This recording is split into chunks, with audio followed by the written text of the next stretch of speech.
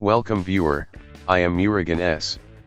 This video tutorial describes, fix the app you're trying to install isn't a Microsoft verified app in Windows 11.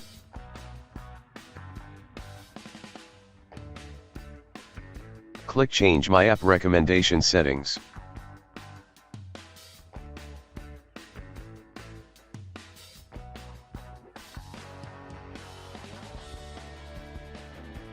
Select Anywhere, but warn me before installation an app that's not from the Microsoft Store.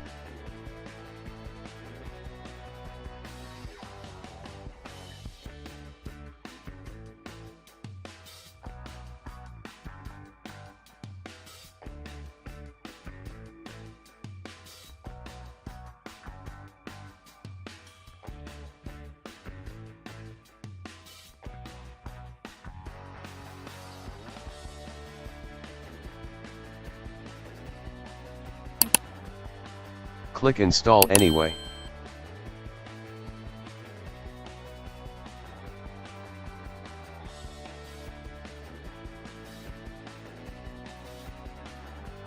I hope this video tutorial helps to you. Please like, share and don't forget to subscribe my channel.